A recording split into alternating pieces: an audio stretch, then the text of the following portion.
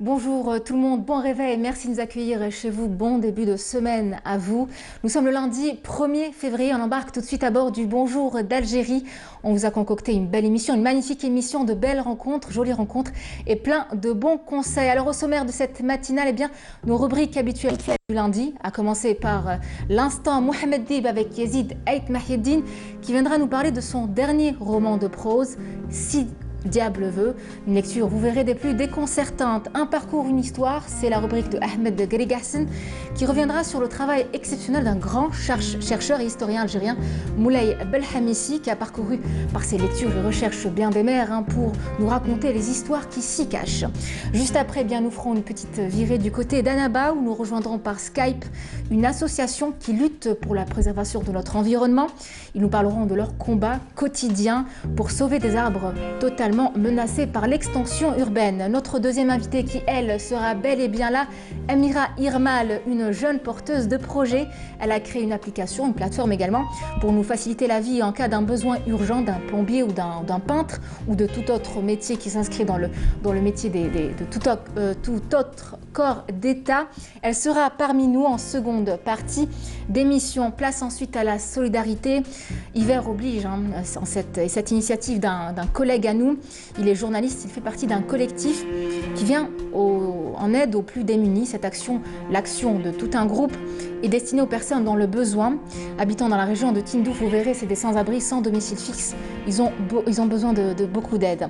De la cueillette à l'assiette, le champignon suit ses propres règles. La cuisine du champignon, les recettes des plus simples aux plus judicieuses, se déclinent à l'infini. Marie Moussaïd sera parmi nous pour nous parler de tous les bienfaits de cet aliment dans sa rubrique Coin Vert. C'était là donc l'essentiel des thématiques qu'on va aborder ce matin. Je rappelle que l'émission est sponsorisée par Coral Peinture, mais dans les médias, c'est l'heure de votre journal météo.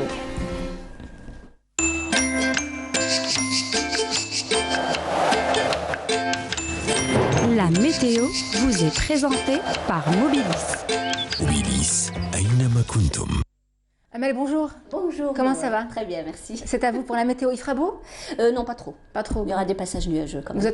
Ça vous rassure? Ah oui, moi oui. Très bien, c'est à vous. Merci Noël. Bonjour à tous et bon réveil. Eh bien, Météo Algérie a émis une vigilance orange valable jusqu'à aujourd'hui 18h concernant les vents, des vents assez forts qui peuvent atteindre même les 80 km/h. Les wilayas concernés sont Chlef Béjaïat, Tlemcen, Tizi Ouzou, également Alger, Djidjel, Skikda, Sidi Bel Abbas, Annaba, Mostaganem, Mascara, Oran, Boumerdes, Taraf, Tipaza, Ain Timouchane, également Rolizane, des vents assez forts, donc soyez très très prudents. Mais pour cet après-midi, on aura des passages nuageux sur pratiquement l'ensemble des régions nord, avec un temps venteux sur tout le nord, et des pluies seront attendues sur les régions de l'est, des pluies parfois sous forme d'averses orageuses qui seront localement assez marquées près des côtes. La moitié sud, excepté quelques voiles vers le nord Sahara et les oasis, ailleurs le soleil sera bel et bien présent sur le sud-ouest, la Saoura, l'extrême sud, le Egar Tassili, le Sahara central et le Sahara oriental, avec des soulèvements de sable cette fois-ci vers le nord Sahara, les oasis et le Sahara oriental. Les températures, quant à elles, seront plutôt agréables pour la saison, avec toutefois un minimum de 14 degrés du côté de Batna, 15 degrés Constantine, 16 Tiaret, 18 Tizi Ouzou, 19 à Annaba, 20 degrés à Alger, 22 à Oran, 23 à Tlemcen, au sud 26 degrés du côté de Béchar, 25 Biskra et Gardaya, 24 à Ilizi, Tamanrasset et Janet, 28 à Drar et enfin 31 degrés le maximum Tindouf, Borj Bedi Mokhtar et In Gzem. La mer, elle sera très agitée sur pratiquement l'ensemble des régions côtières, avec des vents qui vont souffler entre 40 et 50 km/h sur les côtes ouest et 50 à 70 km/h sur les côtes centre et est de secteur ouest. Et bien sûr, on termine suite avec l'éphéméride. Pour aujourd'hui, le soleil se couchera vers 18h14 et pour davantage d'informations, bien sûr, vous avez les sites de Météo Algérie. Voilà, passez une excellente matinée avec la suite des programmes sur Bonjour d'Algérie et à tout à l'heure.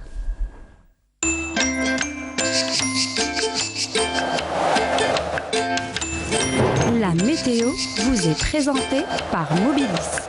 Mobilis, أينما كنتم. Amel Arabi, merci beaucoup pour toutes ces précisions. On l'a bien compris, un temps bien nuageux. Et venteux. Et venteux, donc prudence sur la route aussi, qu'on soit en voiture ou non. Ou autre, oui. Voilà. On vous retrouvera en tout cas après les éditions de 12h et 19h tout au long de cette journée. Merci beaucoup, très bonne journée à vous. Également. Et on entame cette matinale en musique. Vous y êtes habitués, c'est le duo Merieme Amadou pour le titre « Je pense à toi ». Pensez à tous les Algériens d'ici et d'ailleurs à tous les Africains aussi, après tout, on est Africains, nord-africains. Yazid, bonjour. Bonjour. Comment ça va? Ma bien-aimée. Merci, j'apprécie. C'est C'est votre femme qui va pas être contente. Hein? C'est votre femme qui va pas être contente. Mais c'est pas toi. Très bien, merci. Le râteau Toi, en plein direct, c'est la parfait. chanson. Vous êtes plein de vie, plein d'énergie. Apparemment, vous avez passé un bon week-end. Oui, un bon week-end, oui, ça s'est bien Vous avez passé. fait quoi? Ben, j'étais dans un coin de paradis sur Terre. Et Carrément. la terre, la mer, plutôt l'eau qui jaillisse. Et voilà. On peut avoir la bonne adresse? Non. Non, il vaut mieux que ce soit un coin. Il reste un peu dans, secret. dans son état sauvage. Donc, Yézidien. sinon, après, il y aura les sachets noirs, il y aura les bouteilles en Ah, ça, c'est vrai. plastique, il y aura tout ça. Donc, vaut mieux. On parlera de préservation de l'environnement tout à l'heure. Absolument. Restez avec nous. Alors, Voilà. pour ce qui est d'aujourd'hui, bien, vous êtes venu nous parler du dernier roman de prose de Mohamed Dib. Oui, c'est le dernier Si roman Diable de moi. veut. Si Diable veut. Ça se passe à Tlemcen. Ça se passe, il ne cite pas un petit peu le lieu, mais bon, je pense que c'est les régions de Bni Snous du côté de Tlemcen, mais il n'y a pas d'indication claire. Il dit pas que c'est, mais il dit un peu c'est dans l'ouest, c'est une zone rurale, c'est un village, c'est un espace un peu, j'allais dire sourien, où il y a toutes les... Il y a la neige, il y a un peu le sanctuaire. Il dit que c'est Teddert. Le Teddert, c'est en kabyle, c'est le village. Il parle un peu du mausolée de Saint Sidi Felkou. Et puis, c'est une histoire un petit peu... c'est l'histoire d'un jeune immigré qui arrive dans un village et il est un petit peu adopté par son oncle et donc c'est monsieur... il y a deux personnes en fait qui le prennent en charge. Il arrive un peu de la banlieue parisienne, il rappelle un petit peu qu'il vivait au 10e étage, et qu'il était un peu paumé comme tous les jeunes qui vivent la mal-vie dans les banlieues.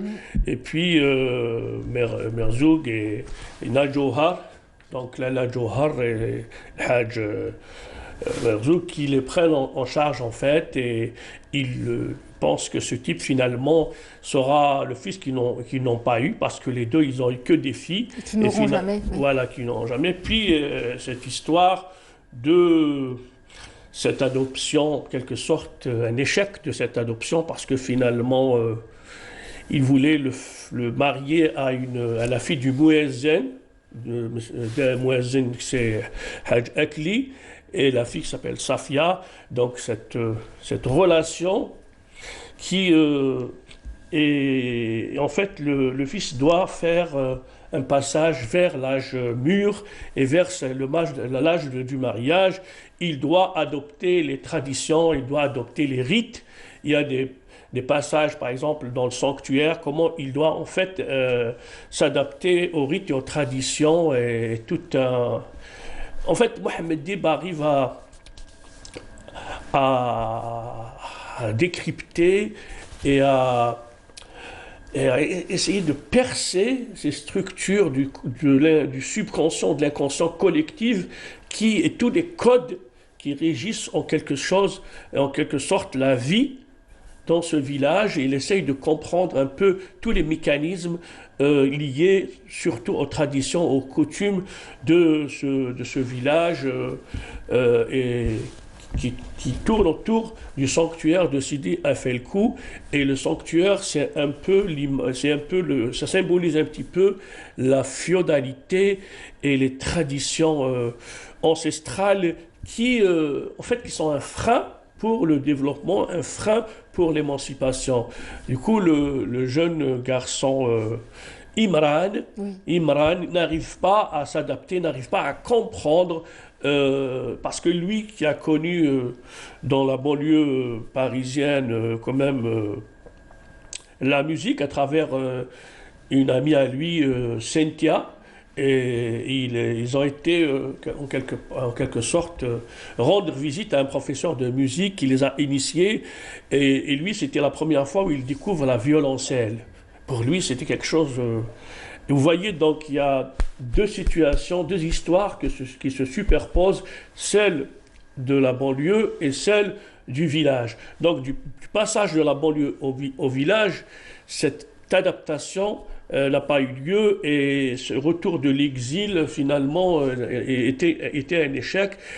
Il parle aussi d'une période assez la période meurtrie que l'Algérie a connue parce que le livre il a été écrit je pense dans les années 90. 98. 98, mais il parle parce que le personnage central du roman qui est aussi le Hadj, donc son oncle. Et finalement, le Hadj, il dit, ça fait 40 ans que j'ai laissé l'arme, parce qu'il était ancien moudjahid, il était obligé de reprendre l'arme. Donc ça parle aussi de la période de la décennie noire, où le Hadj était obligé d'initier aussi le jeune au tir, parce qu'il y avait cette meute de chiens qui... il y a des chiens comme ça qui arrivent et c'était un petit peu ça symbolise également la période du terrorisme et terroriste. Donc il était obligé de faire face à la meute de chiens qui sont venus attaquer le village. Ce que je peux retenir de ce roman qui est sur le plan, il a travaillé sur le plan de l'esthétique et de la structure narrative. D'ailleurs, on retrouve également donc la structure du roman dont on a parlé la dernière fois, qui est la poésie.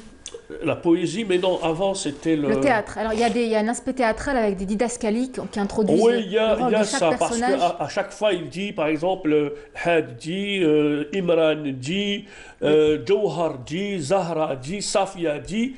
Donc il a écrit d'une manière un peu où le narrateur prend la distance vis-à-vis de l'énoncé, et puis donc tout ça on le retrouve dans La Nuit sauvage. Donc oui. Dans La Nuit sauvage, c'est un petit peu le même schéma, que ce soit sur le plan de la narration discursive ou la narration énonciatrice. Donc il essaye un petit peu de reprendre des éléments d'autres... Il introduit les discours des différents absolument. personnages à travers des didascalies théâtrales.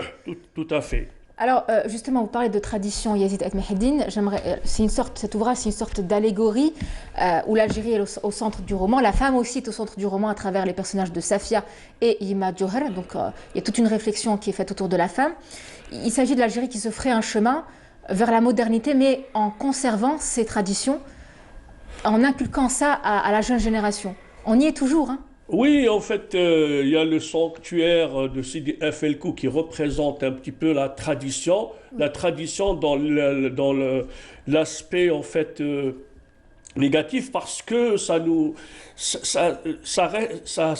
laisse figer et on ne laisse pas Safia de voler de ses propres ailes, et ce mariage entre Safia et Imran, il n'a jamais eu lieu, et malgré les bonnes volontés de Najouhar, qui va quand même faire des kilomètres et des kilomètres pour voir le Mouezzed, le père de Safia, mais elle n'arrive pas quand même à réunir les deux âmes.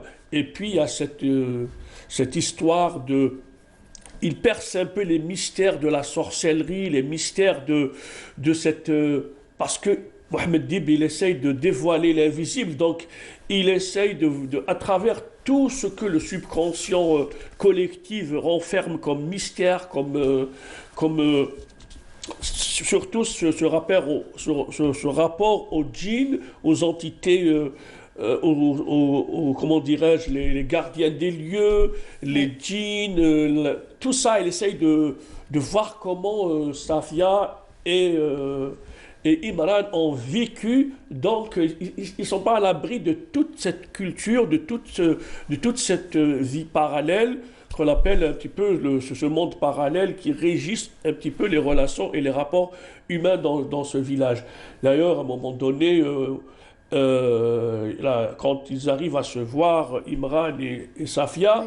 En fait, il y a un problème. Ils n'arrivent pas à saisir les codes de la tradition, les codes et les us. Imran, lui qui arrive de France, de sa banlieue, il n'arrive pas à saisir les rapports qui régissent l'homme et la femme, surtout avant le mariage. Donc, et c'est ça qui fait que cette relation est de l'ordre de l'impossible. Par contre, dans une autre situation superposée, la relation entre Cynthia et Imran, c'est une relation paisible, elle est portée par la musique, elle est portée par le son de la violoncelle, et on voit un petit peu ces deux... D'ailleurs, dans la relation entre Imran et Safia, il reprend un petit peu des situations ou des symboliques qu'on retrouve dans le sommeil d'Ève, oui. entre les deux personnages le sommeil d'Ève qui se déroule dans un pays du Nord, où il y a le loup et la louve. Donc il reprend un petit peu ce rapport un petit peu charnel, cet amour possessif et un petit peu charnel et fusionnel entre le loup et la louve, et il essaye de reprendre ça dans la situation de... Et puis il y a beaucoup d'emprunts de sommeil d'Ève quand il parle du soleil, quand il parle des nuits, du profondeur sylvestre, etc. On retrouve également dans le oui. roman Sommeil d'Ève. Il y a également dans la relation entre Cynthia et Imran, il y a aussi un emprunt également du roman Laïsa, dans l'essai Laïsa, où Mohamed Dib, dans ses comebacks autobiographiques, où il rappelle aussi qu'il a été reçu par un professeur qui lui a enseigné la musique. Ce n'est autre que Billy Sand, donc qui est en fait son professeur et celui qui est devenu il est devenu en fait le père de son beau-père. Et en fait, c'est tout ça, c'est tout les atmosphères et l'environnement de l'œuvre d'Ibien qu'on retrouve. Il y a toujours donc une intertextualité qui surgit un peu de l'œuvre de Mohamed Dib, parce que cette œuvre, on la retrouve en quelque sorte... on retrouve aussi des... C'est une sorte de continuité, on reconnaît le style d'Ibien dans ses ouvrages. Une interdépendance, oui. Il y a toujours... une complémentarité entre tous ces ouvrages. Et une intertextualité jaillissante qu'on retrouve, que ce soit par rapport à cette symbolique du loup et de la louve, et qui font partie également de l'univers nordique, mais ils font partie également de l'univers maghrébin, de l'univers algérien, parce qu'ils parlent aussi de la fiancée du printemps. La fiancée du printemps, c'est également ça rappelle également notre imaginaire populaire. Et la fiancée du loup, ça rappelle également l'imaginaire populaire nordique, qui a été aussi une très belle œuvre picturale. Donc on retrouve aussi dans le livre de Sommeil d'Ève. En fait, ça m'a pris peut-être... je l'ai lu je pense en 48 heures. Donc je dois encore le relire, parce que c'est quand même un livre... à décoder, à déchiffrer, à essayer de comprendre. Il y a toute une superposition de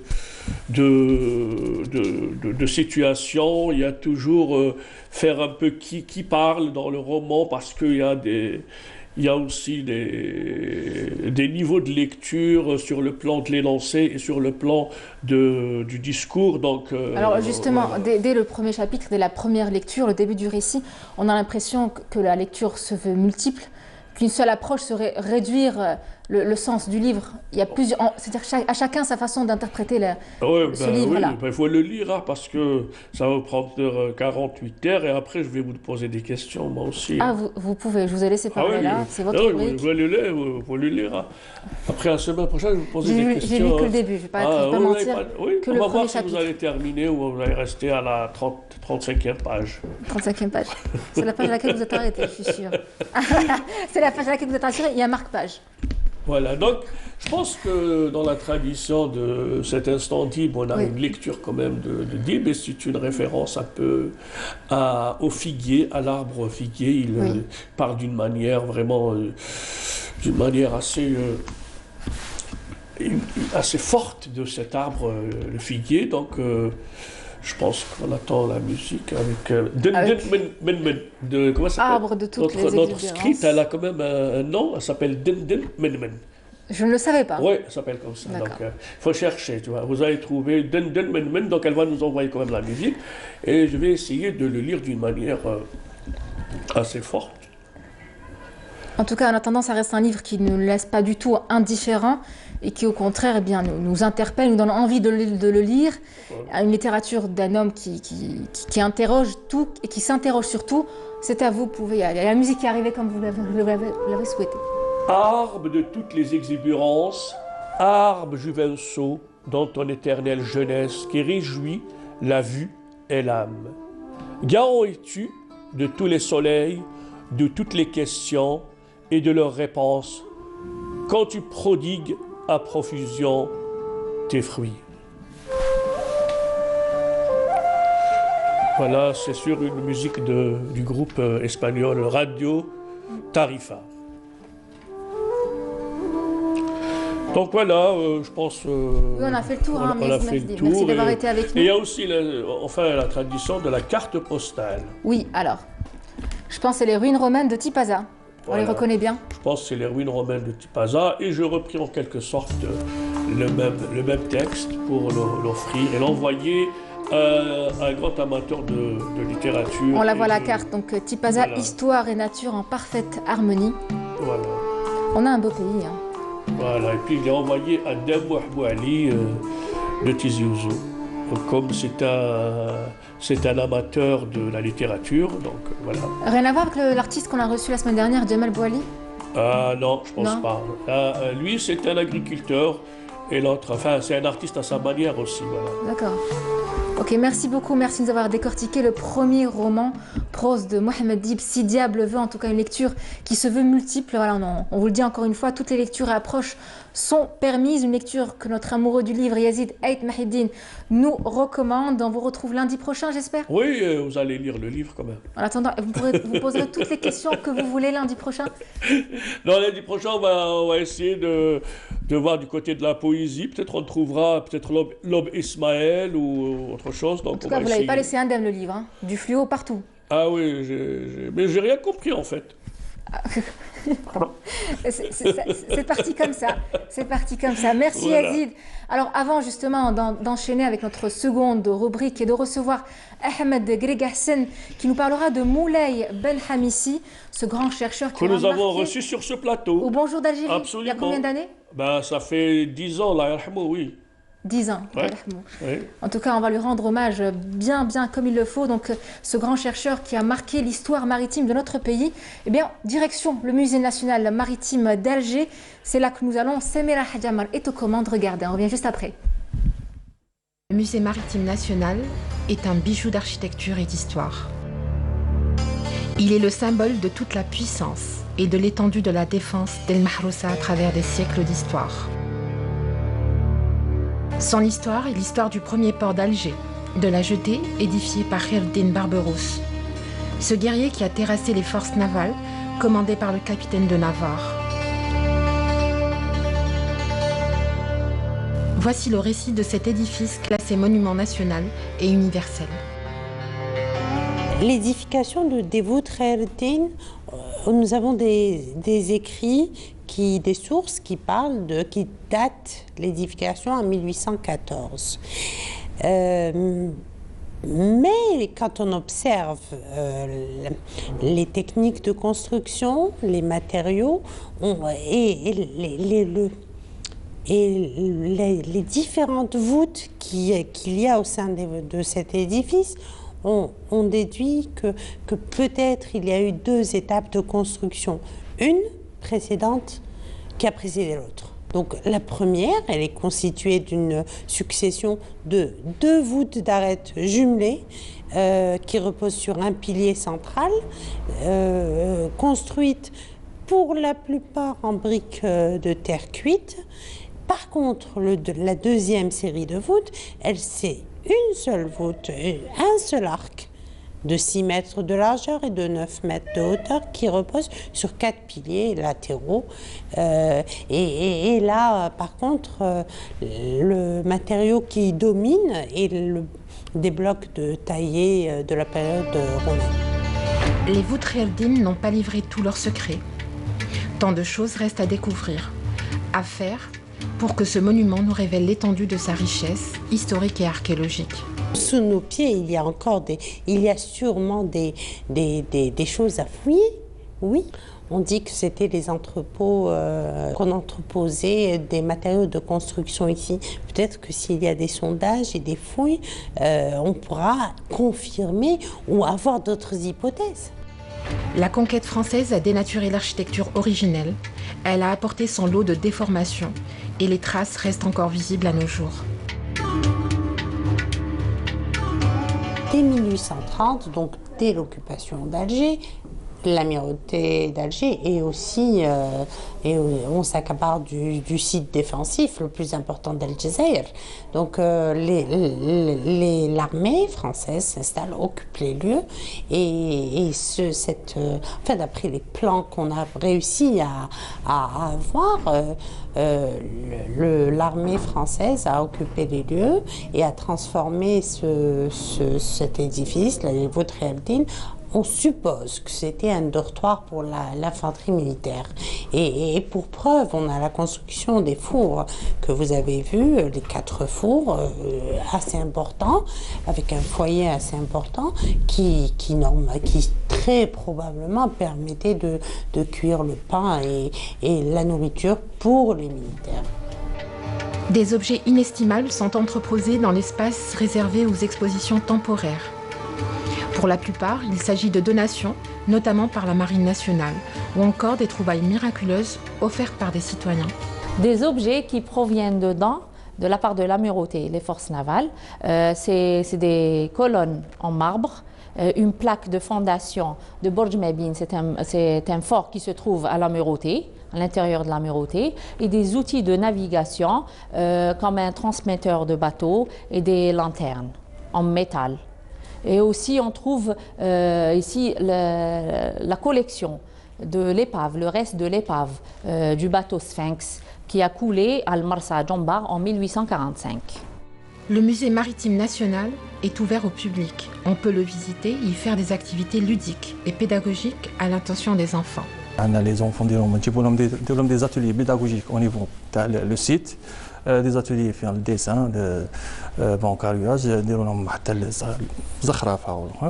pour les visites pour qu'il y ait des procédures à faire des demandes des demandes d'écrit pour faire des autorisations d'entrée là les demandes conjointes avec les pièces d'identité les heures de bon الوقت الافتتاح يعني راه لا سيمين كامل لا durée de la semaine من الحد حتى الخميس. Comme on vient de le voir, notre pays recèle de richesses historiques qu'on retrouve un peu partout à travers le territoire national, mais aussi sous-mer. Et c'est une transition toute faite pour parler de notre portrait hommage du jour avec vous, Ahmed Ghassan. Bonjour. Bonjour. Comment ça va? Alhamdoulilah. Bonjour à tous les téléspectateurs. Vous avez l'air en forme, en tout cas, ça fait plaisir. Alors, vous allez nous parler aujourd'hui de Moulay Belhamissi. Alors déjà, qui est cet homme et qu'est-ce qu'on sait de son parcours? Exactement.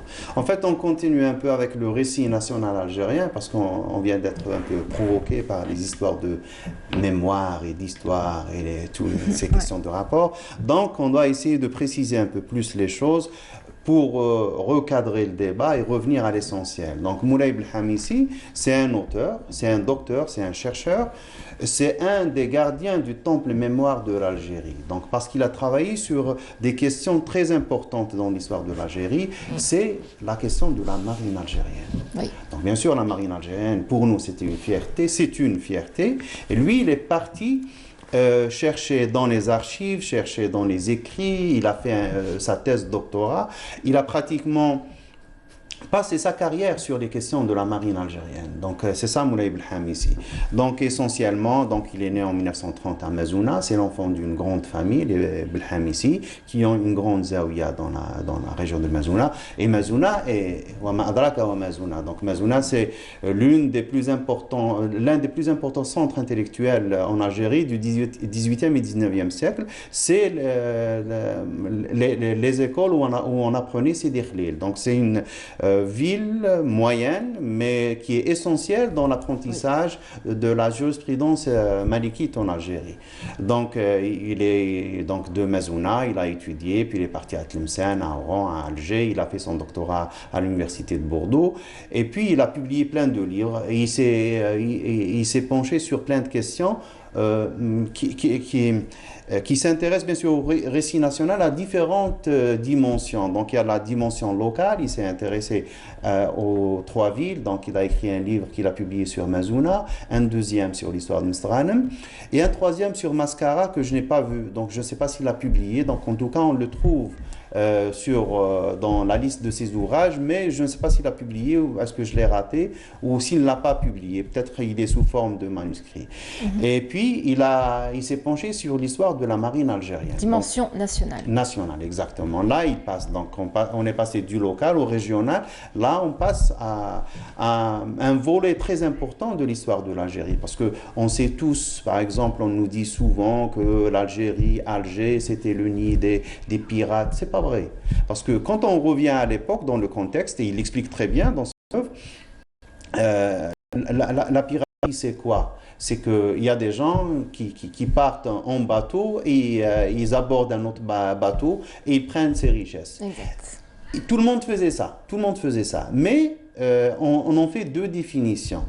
Si vous le faites pour votre propre compte, vous êtes pirate. Si vous le faites autoriser pour le compte d'un roi, vous êtes corsaire. Exact. Exactement. Mais les Algériens, pourquoi on se demande pourquoi c'est une activité qu'ils n'avaient pas en Algérie auparavant. Comment ça se fait qu'à un certain moment, les Maghrébins ont commencé à faire ce genre d'activité?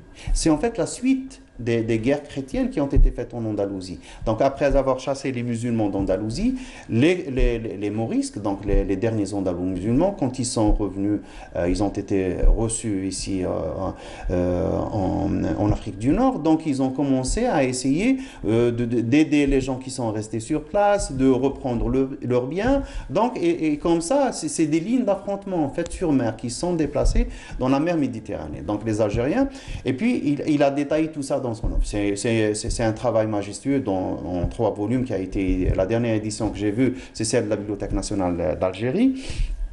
Il y a 3 volumes. Il y a un volume sur les marins, donc les marins en tant que soi, marins et marines.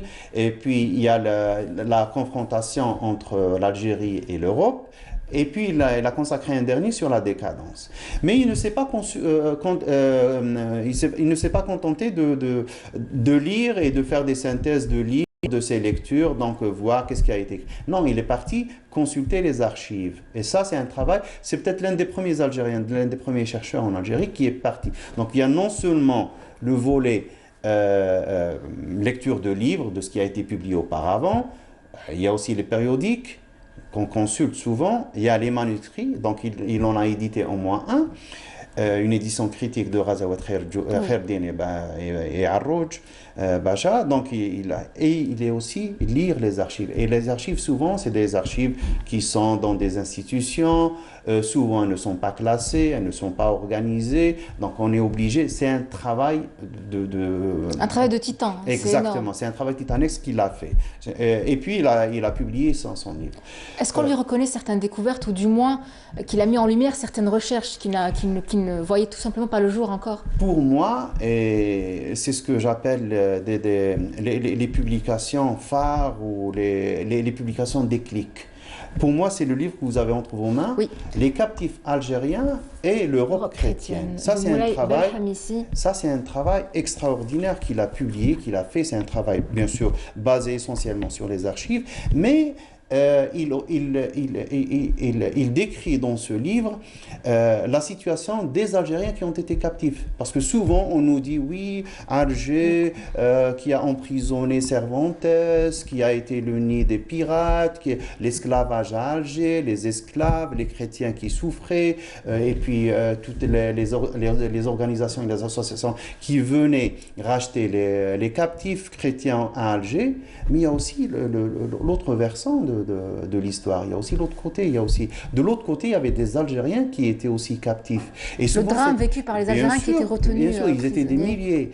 Et contrairement aux chrétiens qui sont mis en lumière actuellement par les historiens chrétiens, bien sûr, parce que c'est leur récit national qui les intéresse, de notre côté, il n'y a pratiquement aucun travail qui a été fait sur ça. Ouais.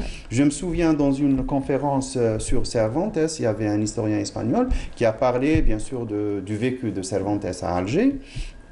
Et à la fin, je lui ai posé la question, et connaît-il des Algériens qui étaient emprisonnés, qui étaient captifs dans les galères des États chrétiens à l'époque?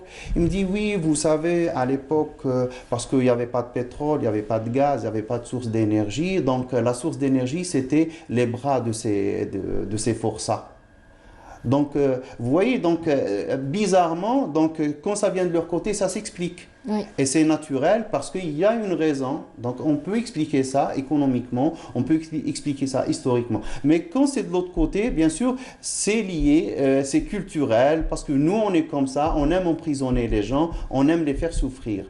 Donc, et c'est ce qui a poussé Moulay Belkhamisi, il le dit très bien dans son introduction de ce livre, le Captif algérien en Europe chrétienne, il décrit cette situation. Donc vous avez les cas d'une famille par exemple qui a été emprisonnée. Il décrit aussi Day Chaban qui a dans sa correspondance, il n'a pas arrêté de demander la libération de ces gens, et c'est des gens qui passaient leur vie. Ils sont faits captifs à 30 ans, 25 ans, oui.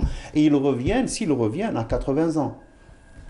Donc ils passent leur vie dans les bagnes. À Toulon, par exemple, les captifs qui ne servaient plus à rien, donc on les logeait même pas dans des logements, ils étaient mis dans des galères sur mer.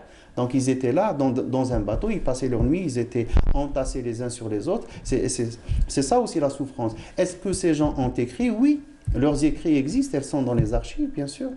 Donc c'est ça. Et ça, c'est grâce à Moulay Belkhamisi qu'on découvre ce genre de... Donc pour vous dire l'importance du travail de Moulay Belkhamisi dans l'élaboration du récit national algérien. Parce que bien sûr, l'État algérien existait. Au début, c'était le Maghreb central, à l'époque zianide. Donc il y avait les trois dynasties qui se... héritières du grand empire almohade. Et puis il y a aussi avec l'invitation, parce qu'il faut dire aussi que les Turcs ont été invités à venir à Alger, en Algérie. Il y a un autre travail qui est très intéressant, c'est Alger, la ville aux 1000 canons. Donc il fait une très bonne description du système défensif d'Alger. Donc il décrit bien sûr toutes les murailles, les tours, les forts qui défendaient Alger. Et il décrit aussi quelques canons emblématiques d'Algérie, entre autres Baba Merzoug, qui a été l'emblème et la raison de vie, si on peut dire, du défunt Baba Sirla Yarhamou. Il en a écrit même un livre. Et donc, il a essayé de le récupérer, mais hélas, il est décédé sans voir le Baba Merzoug revenir à Alger. D'accord. Est-ce qu'il a eu le temps de transmettre tout ce savoir aux plus jeunes, ou du moins à d'autres chercheurs comme lui? Oui, il a formé un certain nombre de chercheurs, mais hélas, je ne sais pas, j'ai pas trouvé, par exemple, quand j'ai cherché, j'ai pas trouvé de page Wikipédia sur Moulay Belkhamisi. C'est quand même dommage, justement, pareil, dommage, voilà, j'ai pas trouvé. Et là, ça m'a vraiment ça m'a ébranlé un peu parce que c'est pas normal que Moulay Belkhamisi ne soit pas dans Wikipédia. Ne soit pas répertorié. Exactement. Et il faut que ses élèves, ses disciples, il a formé à l'université d'Alger. Il faut qu'il bouge un peu. C'est peut-être le problème de la langue parce que lui, il était, contrairement à certains historiens, lui, il était bilingue. Et l'essentiel de son travail, il l'a fait en français. Donc, il a écrit en arabe. Et il y a apparemment une certaine coupure linguistique entre les historiens d'aujourd'hui et leurs précédents, la génération qui les a précédés, entre autres Moulay Belkhamisi ou Mahfoud Qaddash. Donc, il y a plein d'auteurs qui ont écrit en français pour des raisons historiques. Donc, il y a peut-être, je me dis que c'est peut-être la raison. En tout cas, c'est dommage qu'on ne puisse pas trouver justement toutes les informations nécessaires, les données, sur tous ces savants chercheurs que vous mettez en lumière tous les lundis. Exactement. Il faut le dire que tous les lundis, souvent, c'est un peu galère de trouver. On essaie de jeter un peu de lumière sur certains travaux parce que c'est très important, d'autant plus qu'on est maintenant un peu harcelé et on est provoqué par ces histoires de mémoire. Donc, il faut revenir, il faut que les Algériens reviennent un peu à l'essentiel. Il y a un travail qui a été fait. Exactement. D'accord, ok. En tout cas, moi, j'aimerais revenir juste sur ce livre. Alors, c'est grâce à de patientes recherches, l'auteur fait connaître la tragédie dans toute son ampleur et toute son horreur, la captivité, sa durée, ses souffrances, les préoccupations d'Alger, ses moyens de pression, les sacrifices consentis pour alléger ou pour mettre un terme à l'épreuve épouvantable quand le cauchemar prenait fin par le rachat, l'échange ou l'évasion. Il arrivait à ceux que la mort atroce précipitée par la vie des bagnes ou l'enfer des galères avait épargné de revoir le sol natal et de revivre la liberté. Mais combien étaient-ils? Des milliers? Non, non, pas du tout. Ceux qui revenaient, donc il refusait dans ces négociations, donc il le dit très bien, Day Chaban, quand il a négocié un accord de paix avec la France et l'une des clauses, c'était la libération de ces bagnards. Donc que faisaient les Français, par exemple à Toulon, quand la délégation algérienne arrivait pour chercher ces bagnards, donc il les faisait partir, il les faisait sortir en mer. Donc quand ils arrivaient, ils ne trouvaient personne. Donc, il disait, on n'a pas de prisonniers. Et ces prisonniers, de temps en temps, ils envoyaient des lettres, ils envoyaient une correspondance que ces bagnards... Elle arrivait, la correspondance. Donc, on savait que ces gens existaient. Mais quand on allait in situ pour la libération de ces gens, ils payaient bien sûr leur libération, donc ils ne les trouvaient pas. Donc, ils disaient, non, ils n'existent pas. Et puis, et c'était des conditions atroces, parce que il y a aussi cette hargne, parce que vous savez, dans l'histoire de l'humanité, l'Inquisition est un fait singulier. Et c'est des gens qui regardaient les autres religions avec les yeux d'inquisiteurs. Donc c'est des gens qui étaient sous Inquisition tout le temps. Et ils souffraient, c'était... Et puis il y a aussi les pèlerins algériens. Donc de temps en temps, quand ils allaient, bien sûr, le Hajj, pour faire le pèlerinage, ils prenaient le bateau. Donc il y avait les deux voies, ou la voie terrestre, donc c'était les caravanes. Donc ça, c'est pratiquement 3-4 mois de caravane. Ou bien, donc par voie maritime, c'était Alger, Tunis, Alexandrie, et puis ils reprenaient le chemin terrestre. Mais et des fois, c'était des hadjis qui étaient pris en mer. Donc, et vous avez une famille, par exemple, il y a l'histoire d'une certaine Aïcha qui a été prise avec sa fille, et elle a été emprisonnée à Paris pendant. Donc, et sa famille réclamait le retour de la dame et de sa fille. Et donc, elle n'est jamais revenue sur la terre natale. Ils ne sont jamais revenus. Et dernier peut-être exemple pour que les gens comprennent un peu, Léon l'Africain, c'était aussi l'esclave du pape. Donc, il ne faut jamais oublier qu'il y avait des esclaves musulmans qui étaient en terre chrétienne. Ça, c'est très important. Il faut revenir à l'histoire de ces gens, parce que c'est des gens qui comptent. Quand vous avez Berbelugère, il le dit dans son introduction, Moulay Belkhamisi, il a été provoqué en lisant l'article de Berbelugère qui disait il faut que les chrétiens qui se déplacent dans la place Mahon à Alger Centre, il faut qu'ils se souviennent que c'était là où se trouvait le marché des esclaves, où plein de leurs ancêtres ont souffert et ont versé des larmes. Mais il faut que les Algériens, quand ils arrivent à Toulon, quand ils arrivent à Marseille, quand ils arrivent à Venise, il faut qu'ils se souviennent qu'il y avait plein de milliers d'Algériens qui ont souffert, qui ont été faits prisonniers, qui ont été vendus dans les marchés d'esclaves de ces villes. Ça fait partie de l'histoire, on ne va pas en faire une raison d'être. Mais c'est notre récit national. On doit le récupérer, on doit se réapproprier notre histoire avec nos visions des choses, notre vision des choses. Il ne faut pas qu'on regarde notre histoire suivant le prisme d'un tel ou d'un autre. Bien sûr, c'est ça le problème. En tout cas, c'est honorable avec vous, avec votre aide, vos rubriques hebdomadaires. On arrive à reconstituer un peu l'histoire, avoir un peu plus de données. Et j'espère que petit à petit, vous lancez quelques petits appels à nos chercheurs actuels qui vont coller, vous leur donnez, peut-être vous les aider avec des petits morceaux de puzzle et ils vont pour reconstituer le grand puzzle de notre histoire, de notre cher pays, l'Algérie. Merci beaucoup Ahmed Guelgassine pour cet hommage. Alors on rappelle encore une fois que Moulay Belhamissi a été ici invité, c'est ce qu'on disait avec Yazid, au Bonjour d'Algérie.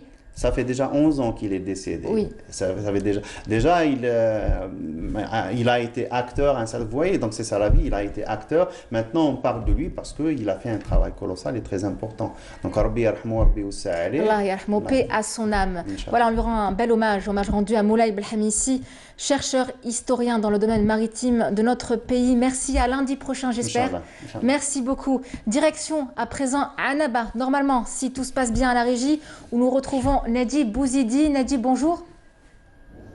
Pas encore, nous ne l'avons pas encore en tout cas. On me dit qu'on va passer à un sujet très bien. Donc un robinet qui fuit, un évier bouché, encore un chauffe-eau en panne. Eh bien, on a toujours besoin d'un plombier. C'est important, un métier indispensable certes, mais il attire pas beaucoup de jeunes aujourd'hui. C'est à Bellecour, à Alger, que notre journaliste Sofiane Hamoudi nous emmène regarder. Le grand froid est arrivé et 10 jours d'intervention non-stop. Ami Mohamed, il est trop sollicité pour des urgences durant ce grand froid. Les canalisations éclatent et les dégâts, des chauffages et des chauffe-bains s'enchaînent. Vu le travail qui a été mal fait par des plombiers amateurs, Ami Mohamed est là pour sauver les meubles. Après l'installation, il y a un chauffage qui a fait des fuites. Il y a fait des fuites, il y a bricolé. يبركوا ما يبدلوش خدمه مليحه سي بور سا يديروا بريكول هذاك بريكول بالك ما ينجحش على هذيك تكون لافوي تاع الغاز يقول لك خليه اليوم غدوه خليه غدوه والغاز هو يقتل ماشي قال ما يستناش باش يخليك ما يعطيكش لوكازيون على هذيك يزعزعوا كان يبريكولي هو ما يجيبش ان بلومبي كاليفي سي بور سا يبريكولي هو يقول لك سي بون بالك هذاك النهار تشد غدوه بداك ما تشدش ومن بعد يقول لك لافوي تاع الغاز وقت الغاشي بيان سور يقتل الغاشي البروبليم كاين في لاستالاسيون تاع الغاز وكاين في الدوزيام فوا كاين البروبليم تاع ريباراسيون. Alors quelles sont les tactiques utilisées par certains plombiers et comment faire pour les déjouer? Pour comprendre mieux certaines techniques utilisées, Ami Mohamed nous explique.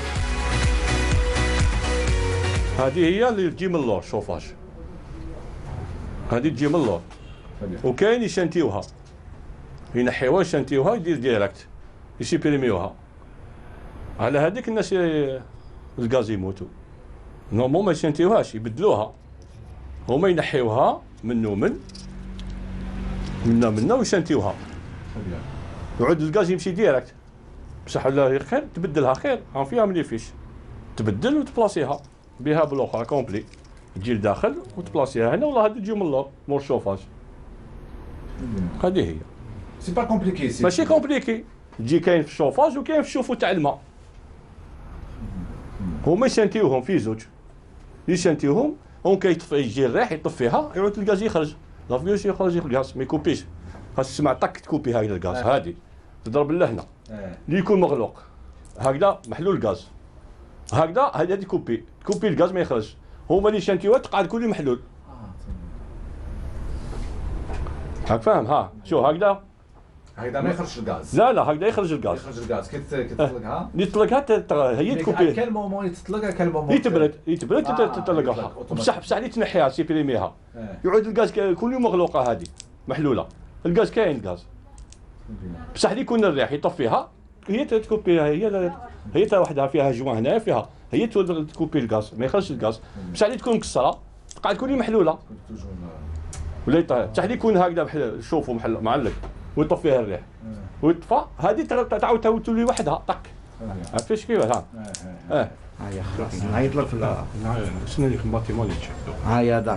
Concernant le problème les Ramsarines actuellement, il y a beaucoup de morts, il y a beaucoup de à cause des fuites de gaz.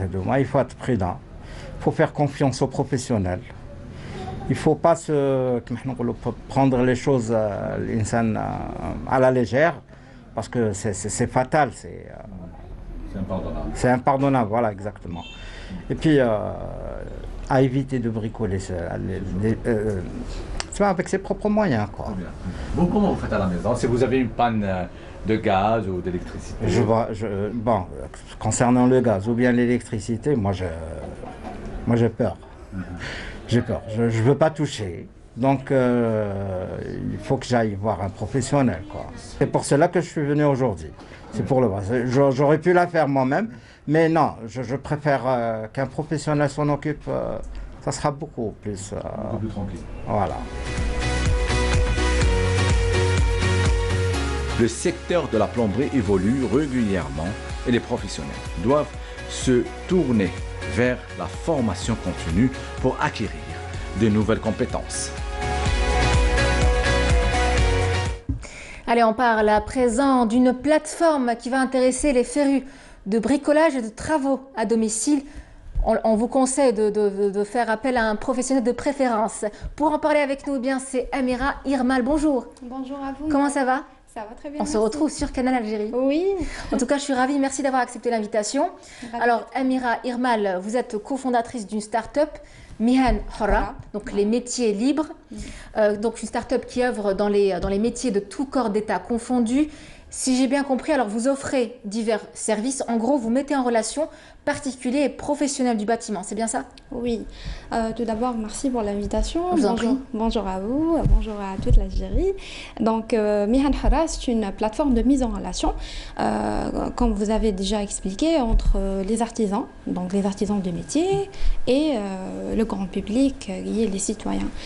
Donc, on a commencé d'une problématique très très simple, c'est que les citoyens, dans notre vie quotidienne, on a besoin des travaux à la maison, donc on a besoin d'un plombier, maçon, peintre, des spécialistes en jardinage. Donc, vous pouvez imaginer tous les métiers qui sont autour de secteurs de tout corps d'État, bâtiment. Donc, on a pensé pourquoi pas avoir une plateforme spécialisée donc, de mise en relation entre les artisans de métier et les citoyens. Vous êtes les premiers? Non, nous ne sommes pas les premiers. Il y en a d'autres? Oui, bien sûr. Comment vous habituez, vous adaptez à cette concurrence? Nous sommes vraiment positifs par rapport à la concurrence parce que peut-être l'un de nos concurrents devient un partenaire un jour. Pourquoi pas? Oui, bien sûr, parce qu'il y a de la concurrence et à travers la concurrence, on va avancer les choses. Nous ne sommes pas les premiers parce que l'idée n'est pas nouvelle, mais notre business model qui donne de la valeur à notre solution. Qui est. Donc l'application a deux parties. La première partie, c'est la mise en relation, comme j'ai déjà expliqué. Et la deuxième, c'est les magasins pour les matériaux de construction. Donc on a constaté qu'il y a un problème de la distribution et des matériaux et outillages de construction dans le territoire national. Donc la plupart des Algériens qui ont un projet d'aménagement, ils ont tendance à venir à Alger Centre ou bien les grandes villes, Alger ou bien l'Algérie Est-Ouest, donc Oran ou bien Sétif. Donc c'est les grandes villes qui ont cette capacité de variété de choix pour les matériaux de construction. Mais il y a aussi d'autres villes qui ne sont pas vraiment les mêmes caractéristiques, je peux dire ça. Donc, à travers notre application, vous aurez des magasins pour les matériaux de construction dans les 48 wilayas, avec une visibilité dans plusieurs wilayas. Et ça permettra d'avoir une variété de choix. Et ça facilite aussi la vie. D'accord, donc une application, il y avait la plateforme, elle existait bel et bien avant. L'application a été lancée que récemment? Oui, on a commencé le travail pendant la pandémie, donc au mois de juin. On a commencé de faire une étude de marché par rapport à notre utilisateur, les artisans, voir la possibilité de lancer un projet dans l'artisanat métier, donc le métier. Et on a commencé à travailler sur l'application, le développement de l'application. On a lancé la version alpha, pas au grand public, c'est juste pour le test au mois de septembre. Et au mois de novembre, c'était le lancement officiel de l'application, la commercialisation. Mais les métiers libres, on regarde justement cette petite présentation de votre application, on revient juste après. Merci.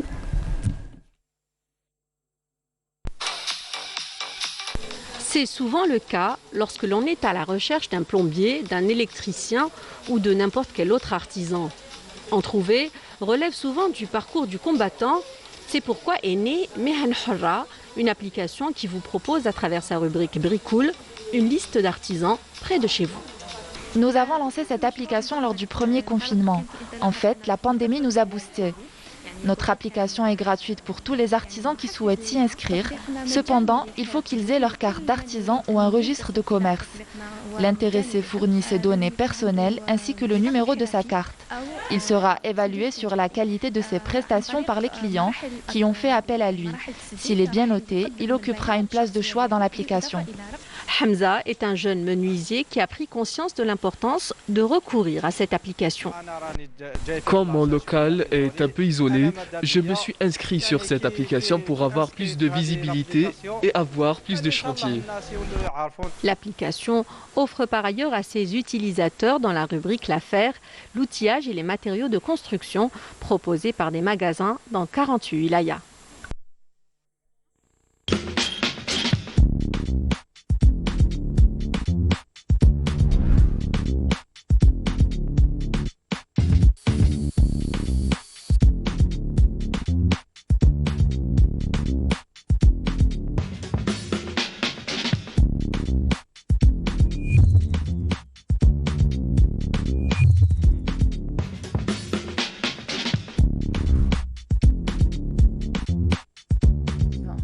Plus de 1200 utilisateurs de cette application déjà? Oui, nous sommes très ravis des chiffres et on aimerait bien améliorer rapidement à travers la sensibilisation des artisans dans les différents wilayas. Donc on a commencé à Constantine, donc au mois de novembre, avec une participation dans le salon de bâtiment, Bâti Est. Et ensuite on était déplacé à Oran pour faire la même chose, sensibiliser les artisans dans la chambre d'artisanat. Et le mois dernier, au mois de décembre, on a déplacé aussi à Béchar pour faire la sensibilisation. Et le sud du pays est aussi concerné, c'est une bonne nouvelle. Alors vous êtes à combien d'emplois créés ou c'est encore trop tôt de parler de postes de travail? Oui, nous sommes pour le moment, nous sommes une équipe de 3, les cofondateurs, donc moi, Amira et Mahiz Horj, chargé des opérations dans la start-up, et ainsi de Abdallah Salam qui est un chercheur doctorant qui est responsable de technique. On les salue, Merci Amira Irman. Alors avant de vous laisser filer, vous avez donc une partie de votre plateforme qui est gratuite, accessible donc aux particuliers, vous le disiez, une partie qui est payante. Donc rapidement pour toute boutique justement. Exactement. Donc notre première fonctionnalité c'est pour les artisans une fonctionnalité gratuite à 100% pour les artisans. Ils peuvent s'inscrire et proposer leurs services. Notre objectif c'est promouvoir leur métier.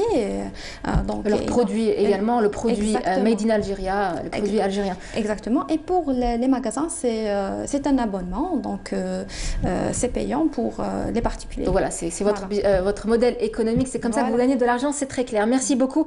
Alors rapidement, vous parlez de stages, il y a des stages qu'on peut effectuer au sein de votre entreprise? Oui, on commence, Inch'Allah, le mois prochain à accepter des stages dans digital marketing pour développer notre stratégie et ça sera une bonne initiative pour les étudiants de rejoindre une start-up et connaître beaucoup de détails sur les stratégies. Très bien, il y a un site web à nous donner pour... Oui, vous pouvez toujours consulter www.mehanhurra.com.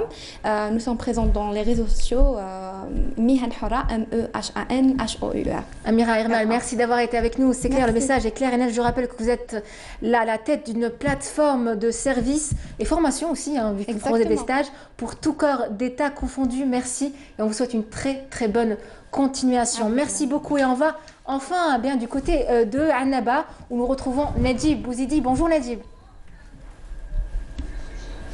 Eh bien, il y a un sujet juste avant. On regarde, on revient juste après. Pour les malades en difficulté n'ayant pas de carte Chifa ou familles nombreuses à budget restreint, l'acquisition d'un traitement ou un matériel de soins médical est un réel problème. Winnelqa, une association nationale d'aide aux malades, une vraie lueur d'espoir pour cette tranche fragile de la société.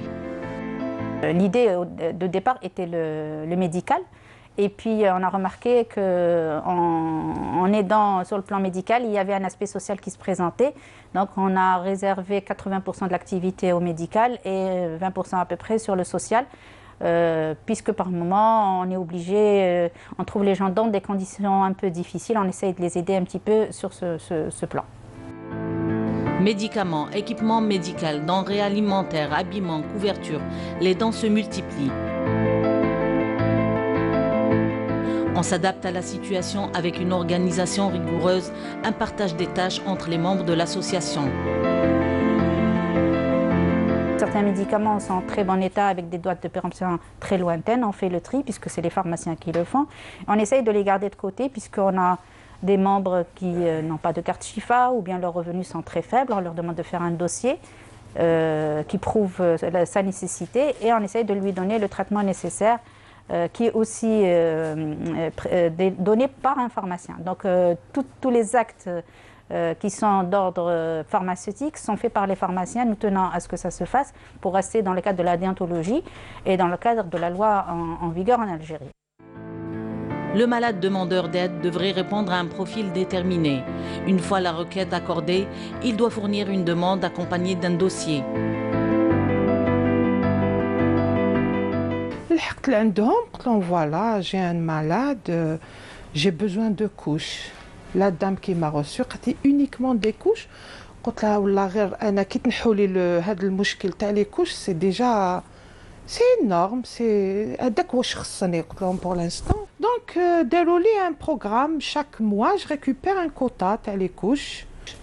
Après, la dame m'a proposé autre chose. قالت لي وعلاه ما تحطيش sur une chaise. قلت لها منين؟ Le soir même عيطت لي لا دام قالت لي فوالا كاين ناس محسنين justement تبرعوا بهاد لا شاز هادي لوليدك. J'étais vraiment très heureuse d'avoir avec la nouvelle. Dans une nouvelle perspective, l'association adopte un nouveau concept d'aide aux malades en difficulté, impliquant les médecins spécialistes dans son action. Nous avons fait appel à tous nos médecins qui sont sur le groupe avec nous et nous les remercions. Ils font un honneur d'abord d'être parmi nous dans le groupe et on leur a proposé une action, c'est de pouvoir prendre en charge des malades démunis qui nécessitent des consultations souvent chez des spécialistes, sachant que le coût d'une consultation chez un spécialiste est assez importante. Alors, ils nous ont donné des cartes, comme vous voyez ici, c'est des cartes de visite des médecins.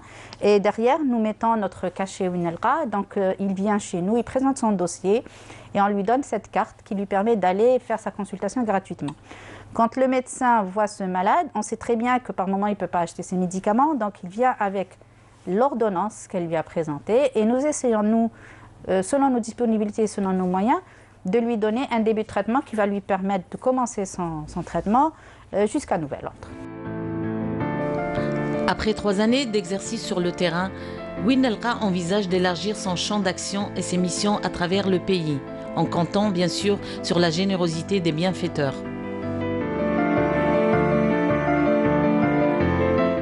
Brin d'humanisme avec cette association d'aide aux malades Winnelqa. Ils sont de plus en plus nombreux à travers le territoire national à sillonner le pays pour porter aide et assistance aux plus démunis.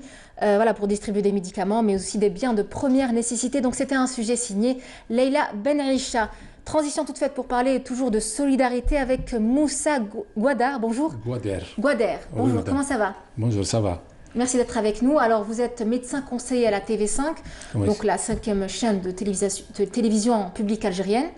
Et aujourd'hui, eh bien, vous êtes venu nous parler d'une initiative, d'un collectif dont vous faites partie. En fait, vous êtes pleinement engagé dans le travail associatif et votre combat est de porter aide et assistance aux plus démunis. Alors déjà, pourquoi avoir choisi cette vocation? Qu'est-ce qui vous a motivé, bien que ce ne soient pas les raisons qui manquent pour s'engager auprès de ceux qui en ont besoin? Ben oui, il faut, bismillah ar-Rahman ar-Rahim, il faut aider son prochain et c'est le but même de l'émission qu'on présente, que je co-présente avec tout un collectif et qui existe depuis 2009 à la 5e chaîne TV Coran qui s'appelle Fastabiqoul Khayrat. Dans l'émission, on présente des cas de malades qui ont besoin de... C'est un petit peu dans le même ordre du reportage précédent, qui ont besoin de médicaments, qui ont besoin d'être aidés pour se faire opérer ou bien pour se faire traiter. Donc on leur vient en aide, on présente leur cas, on fait des reportages et les gens envoient leurs aides et on a réglé pas mal de problèmes comme ça. Parallèlement à cette activité qui est, disons, régulière... C'est à quelle fréquence? Régulière à quelle fréquence? Nous avons une émission par semaine. D'accord. Nous avons une émission par semaine et on prend des cas. Nous sommes peut-être la seule chaîne de télévision qui prend le cas du début jusqu'à la fin. Oui. On prend le malade dès le premier jour qu'on le présente et on le suit, on le représente jusqu'à ce qu'il ramasse l'argent nécessaire pour faire ses soins. En parallèle, nous avons mené plusieurs actions. Oui. Il y a l'action sociale qui est régulière aussi. On a des gens qui ont besoin de prothèses, qui ont besoin par exemple, de retaper leur maison. Et nous organisons aussi des actions. Par exemple, on a organisé إطعام المسافر في رمضان pendant deux saisons à la gare routière. Oui. On arrivait à faire manger quand même iftar jusqu'à 700 personnes par jour. On a fait une opération par rapport au l'Aïd Sghir pour les habits, etc., pour les gens démunis, à la rentrée scolaire, l'Aïd al-Kbir, et cette opération pour laquelle je suis là aujourd'hui par rapport à l'hiver qu'on a appelé Ch'ta Dafia, oui. Et qui consiste en le ramassage de couettes, couvertures, habits, surtout denrées alimentaires.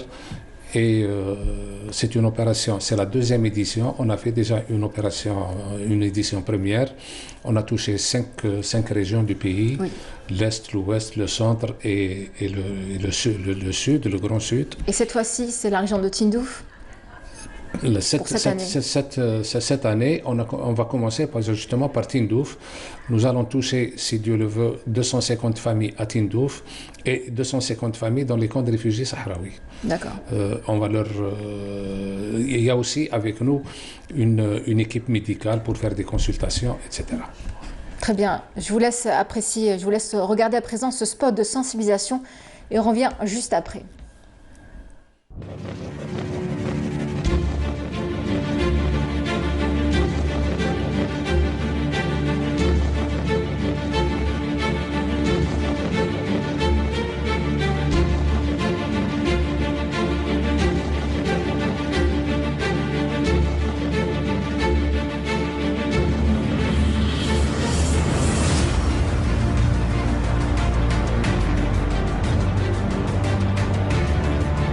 حسينا بيهم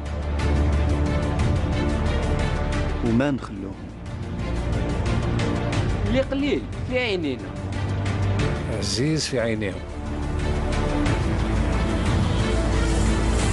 وإذا عدنا رحمة وهمة. نديروا يدنا في يديهم، نتعاونوا ونمدوا اللي يدفيهم. بسم الله نزرعوا الخير ونشوفوا البسمة اللي تباهيهم. اجتهد فيها يد وحده في سبيل الله. Jdafia, donc ce spot de sensibilisation, on y aperçoit justement notre collègue Melina Yasser à qui on passe le grand bonjour. Alors cette année, vous êtes mobilisés pour une aide aux habitants de la wilaya de Tindouf. 250 familles seront touchées, bénéficieront de vos aides et de votre assistance. Également les camps de réfugiés sahraouis. Alors, c'est des caravanes, c'est ça? Des caravanes? C'est une caravane, oui. C'est une caravane? Qu'est-ce qu'il y a exactement? J'imagine des médicaments? Il y a des médicaments, il y a des habits, il y a des denrées alimentaires non périssables et surtout, comme on dit, la chaleur, c'est les couvertures et les couettes. D'ailleurs, je profite de l'occasion pour lancer l'appel aux gens qui veulent aider parce que, premièrement, on est pris par le temps et deuxièmement, c'est une opération qui n'est pas destinée uniquement à Tindouf et au camp de réfugiés sahraouis. On compte toucher d'autres wilayats et d'autres régions du pays. D'accord, alors je rappelle que l'Algérie abrite des camps de réfugiés sahraouis dans le cadre de l'application de résolutions onusiennes pour la prise en charge des populations déplacées par la guerre et les conflits. Oui. Voilà, un peuple frère, c'est normal qu'on les aide. Ah ben oui. Ça va de soi. On profite de l'occasion justement pour sensibiliser les gens à l'aide aux plus démunis. Nous avons une association qui va activer avec nous. Ce sont eux qui sont en train de stocker, etc., les dons qu'on est en train de ramasser. Et ça doit donner l'exemple à d'autres associations à travers le pays pour faire le même travail. Lors de la première édition, il y a quand même des associations qui ont suivi le pas par rapport à Jdafia, qui ont fait Jdafia à leur manière et dans leur wilayat respective. Très bien, merci. Merci docteur Moussa Gouader, merci d'avoir été avec nous. Je rappelle que vous êtes médecin conseiller à la télévision publique algérienne, pas seulement à TV5. Oui. Donc vous apportez vous aussi votre aide de manière directe. Je suis à la Toura, je suis un petit peu partout. Merci beaucoup, merci. Voilà, donc merci beaucoup, merci d'avoir été avec nous. Direction enfin, Annaba où nous retrouvons Nadib Bouzidi, bonjour. C'est bon. Merci. Vous nous recevez? Ah, je ne pense pas que vous nous... Vous nous entendez, Nadib Bouzidi? Bouzidi? Ah, il n'entend pas du tout. Pas du tout. Ce n'est pas grave, on essaiera de le reprendre tout à l'heure. Est-ce que vous m'entendez? Ah, on vous entend, là, on vous entend. Comment allez-vous? Alors, très très bien. Alors, nous sommes en direct, hein, que vous sachiez. Oui, bonjour à Danaba, à toute l'Algérie. Merci beaucoup, merci. Alors, merci d'avoir répondu présent pour être avec nous. En tout cas, si vous avez préféré ne pas faire le déplacement jusqu'à Alger, j'ai envie de croire que c'est pour réduire votre empreinte carbone. C'est bien ça? J'ai pas vraiment compris. Il n'y a pas de souci. Je voulais juste vous taquiner, vous dire que si vous n'êtes pas venu à Alger, c'est pour ne pas prendre la voiture et polluer davantage. Ah oui. Mais par contre, vous aurez pu prendre le vélo. C'est votre dada, j'ai l'impression. Oui. Très bien. Alors, pourtant, Yazid, avec ses remarques à l'oreillette, ça me tue. Alors pourtant, c'est ce que vous faites. Eh bien, vous êtes donc membre de la Green Bike à Annaba, c'est bien ça? Vous m'entendez? Ah non, c'est figé. Même image a bugué. Ben, on reçoit mal. La connexion n'est pas au bon fixe aujourd'hui. C'est pas grave. On reviendra juste après pour reprendre Nadib Bouzidi en accueil rapidement. Mariam Boussaïd, comment ça va? En silence cette fois. En silence. La dernière fois, c'était gros plan sur Messaïd aussi. Alors, on passe à présent à votre rubrique Coin vert. Alors, on parle de champignons aujourd'hui. Oui, on va parler des champignons. Vous n'êtes pas allé les cueillir ce matin? Non. Vous avez préféré les laisser grandir, germer, comme on dit? Non, j'ai laissé des professionnels aller les ramasser. C'est plus prudent.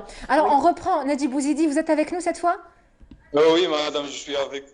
Ah, très bien. Vous êtes vraiment beaucoup avec nous. On vous entend très, très bien. Alors, vous êtes membre de la Green Bike de Annaba, donc une association qui lutte pour la préservation de notre environnement, une association écolo-cycliste. Voilà, donc c'est loin d'être facile, hein, tout le travail titanesque que vous faites, bravo. Alors, vous avez récemment signalé une grave atteinte à l'environnement sur la route de l'avant-port, donc du côté de Annaba. Les services de la voirie, en voulant bien faire, bien sûr, ont goudronné les trottoirs, mais ils sont allés jusqu'à emprisonné les troncs d'arbres d'ornement, donc les arbres qui sont sur les trottoirs. Et vous, eh bien, en tant qu'association, vous êtes allé au secours de ces arbres-là, voilà, et qui ont été assiégés par le goudron. Qu'est-ce qui s'est passé par la suite?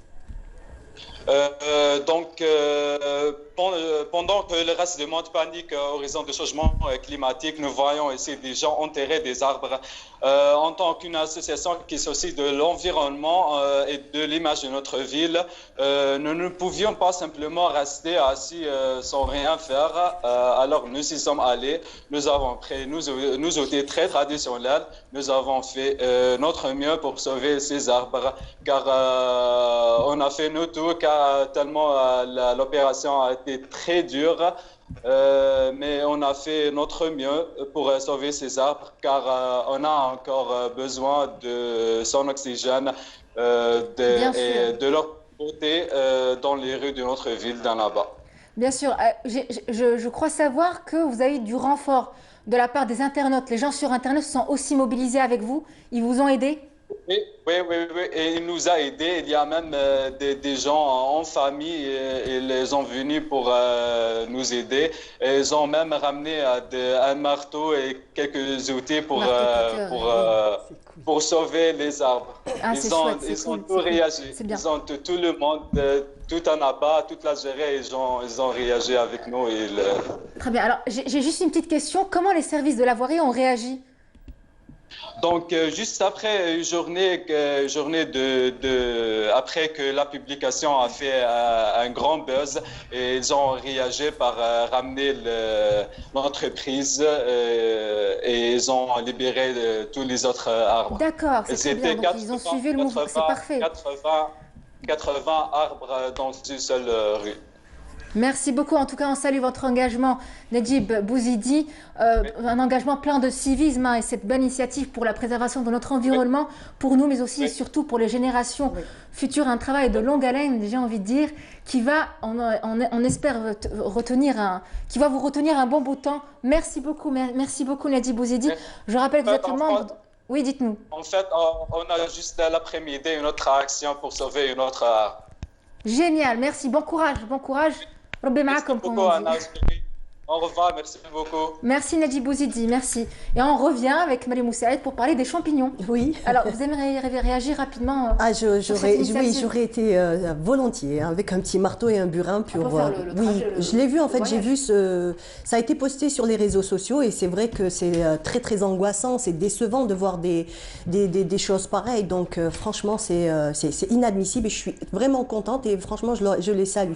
En tout cas, c'est bien que les services de la voirie se sont rendus compte de l'erreur qu'ils ont commise sur leur décision, comme quoi ils n'ont pas vraiment, pas trop réfléchi. Ils se sont dit bon, on va bitumer tous les trottoirs sans penser à la végétation. Exactement. Voilà, très bien. Ben, Yazid a très faim, il vous dit on parle des champignons. Des champignons, oui, on va parler des champignons. Alors, qu'est-ce qu'on va pouvoir dire? Donc, les champignons sont présents depuis à peu près 4500 millions d'années sur Terre. Donc, on les retrouve un peu partout, ou pour ne pas dire totalement partout sur toute la planète. Il existe énormément de variétés. Alors, j'imagine qu'aujourd'hui, nous allons voir un reportage sur des champignons comestibles. Il faut savoir que ce n'est pas n'importe qui peut aller cueillir des champignons. Il faut bien les connaître parce qu'il y a des champignons vénéneux, il y en a d'autres non. Donc, il faut vraiment les reconnaître, ceux qui sont comestibles et ceux qui ne le sont pas. C'est une manière indirecte de dire pourquoi il n'y a pas de champignons sur le plateau. Oui, voilà. Très bien, merci. On regarde le reportage. Alors, c'est du côté de Bouchaoui et de Baïnem, donc à l'ouest d'Alger. Cueillette de champignons, c'est ce matin sur Canal Algérie. Et là, les pas feutrés et la vue perçante des chasseurs de champignons. Yahyaoui s'en raffole et les connaissent sur les bouts des doigts. C'est très doux. C'est très doux, oui. C'est la saison des champignons. Il fait bon, il y a de l'humidité, le sol est léger, poireux, poreux, il y a de l'ombre, c'est propice aux champignons, il fait bon. Normalement, ça devrait être l'hiver, mais avec les changements climatiques, il fait moins froid que d'habitude. Et donc, c'est la prolifération des champignons maintenant, c'est très favorable.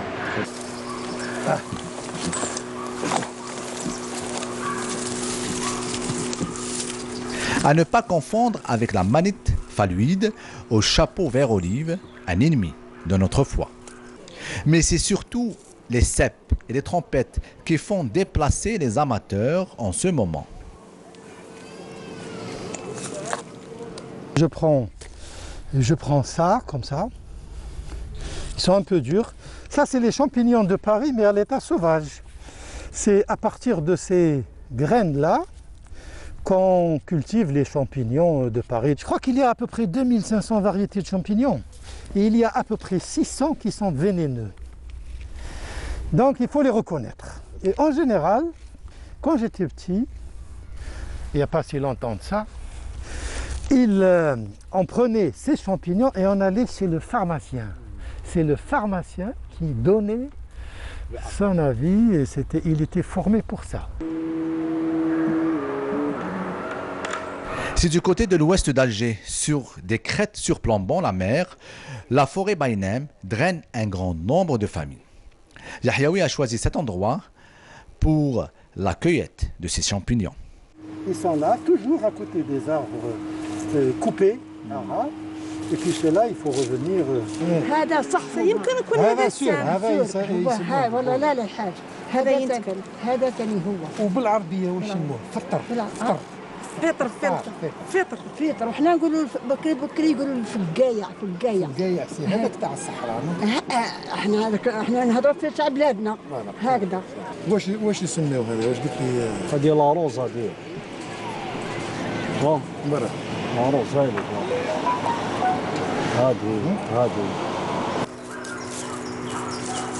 Avant tout, il ne faut surtout pas ramasser un champignon si vous avez le moindre doute sur son identité. À chaque cueillette, pensez à prendre une photo utile en cas d'intoxication pour identifier rapidement de quel champignon elle provient. On salue justement notre collègue, un homme polyvalent, Mohamed Yahyaoui, qui cueillait des champignons. C'est marrant de le voir dans la nature. Dans la nature, oui. On n'a pas l'habitude. Non, pas vraiment. Mais apparemment, il s'y connaît bien. Hein. Apparemment. Oui. Alors, 2500 variétés de champignons, dont 600 qui sont pas bonnes pour la santé. Oui, il en existe beaucoup. Tu sais qu'il existe 6111 000 variétés, espèces de champignons, et il y en a à peu près dans le monde, il n'y en a que 1000 à peu près qui sont comestibles. C'est énorme. Voilà. Donc pour éviter un scénario à la Into the Wild, il faudrait faire attention. Exactement. Donc ne pas les cueillir systématiquement. Si on ne connaît pas, exactement. Aller champignoner comme ça dans la nature, dans la forêt, il vaut mieux éviter si on n'est pas vraiment connaisseur, si on ne connaît pas bien les variétés, parce qu'on risque d'abord un empoisonnement et même ça peut être mortel aussi. Donc il vaut mieux peut-être aller directement les acheter ou en boîte ou alors directement frais sur le marché. Bien entendu, les plus connus, ce sont les champignons de Paris. Ensuite, tout de suite après, c'est les shiitake. Donc, c'est encore une variété de champignons asiatiques qui est très, très consommée. Et aussi la truffe. Donc, on parle souvent de la truffe en oubliant que c'est un champignon. Oui. Et c'est le plus cher au monde. C'est le champignon le plus cher au monde qui coûte 6 000 € le kilo. C'est énorme. Alors, voilà. Le champignon, c'est une espèce animale ou végétale? En fait, c'est ni l'un ni l'autre. D'accord. Elle a vraiment J'aurais dit végétal. Hein. Oui, alors non, en fait, c'est ni végétal ni animal, elle a sa propre classification. Donc voilà. Alors, le champignon, on a l'impression que c'est la plante, mais en fait, le petit chapeau que l'on retrouve au-dessus de la terre, c'est absolument pas le champignon, c'est le mycélium, en fait, c'est cette espèce de racine qui pousse sous la terre. C'est exactement celle-ci, le champignon, on va dire, en lui-même. Et en fait, les petites espèces de petits chapeaux que l'on retrouve au-dessus de la terre, par contre, ça, en fait, ce sont les graines. Donc, dès que le climat est adéquat, donc il commence un petit peu à pleuvoir, à avoir une certaine humidité, donc ce que va faire le mycélium qui est sous la terre, donc il va commencer à faire sortir les petits champignons, ces petits chapeaux, qui, elles, vont commencer à dégager les semences. Il faut savoir que on retrouve les semences de champignons un peu partout dans l'atmosphère, partout on le respire, il est sur nos vêtements, sur nos aliments, partout, mais étant donné que c'est tellement petit, on ne le voit pas, mais ils sont toujours là. On vit avec des champignons. Exactement. Voilà. Exactement. Donc, ce qu'il faut savoir aussi, c'est qu'il se divise en 3 grands groupes. Il y a plusieurs, on va dire, espèces de champignons. Donc, il y a les champignons qui sont néfastes, c'est-à-dire que ce sont des champignons qui vont directement aller s'agripper sur un être vivant, que ce soit sur les humains, les animaux ou même sur les plantes. Et là, ils seront néfastes pour l'hôte, parce que tout simplement, ils vont puiser la nourriture et affaiblir ou même pratiquement tuer l'hôte sur lequel ils se sont placés. Il y en a d'autres, au contraire, qui se placent place, que ça soit surtout sur les plantes. Hein. En fait, c'est un bon échange, donc ils puisent un petit peu de nourriture et en même temps, la plante peut prendre des bénéfices de ce champignon-là. Voilà. Et le champignon que l'on retrouve, on va dire, dans les forêts, un peu partout que l'on cultive, lui, en fait, c'est un champignon qui va se placer sur de la matière organique, c'est généralement toujours, ou du bois mort, voilà, ou du bois mort, des feuilles, ou même des excréments. Il faut savoir que les champignons de Paris, on les cultive sur des excréments de cheval. Je ne le savais pas. Voilà. Si, en fait, on termine sur une note qui n'est pas très glamour. oui. Merci Mariam. À 10h du matin, c'est pas C'est obligatoire. Voilà. Donc il faut cette espèce d'espace pour qu'ils puissent se reproduire. Merci. Alors on est pris par le temps. Je suis désolée Mariam. En tout cas, on n'oublie pas de dire que c'est plein de bienfaits. C'est un allié minceur. Il contribue au sentiment de satiété en limitant les envies de grignotage. Donc c'est pas mal pour ceux qui veulent perdre du poids et s'amincir. Voilà. En tout cas, il vaut mieux acheter les champignons frais ou se suffire aux champignons de Paris. Je pense que moi, j'irai vers autre champignon que les champignons de Paris, vu ce que vous avez dit. Voilà, et puis couper déjà prêt, c'est plus pratique. C'est exactement. Merci d'avoir été avec nous, Mariam. Merci, on reparlera des champignons, je vous promets. Voilà, nous arrivons à la fin de ce numéro sponsorisé par Coral Teinture. Merci à nos invités, à vous tous qui avez participé à la réussite de cette émission. Excellente journée à vous avec la continuité de nos programmes sur Canal Algérien. On se retrouve demain, même heure, même chaîne. À demain.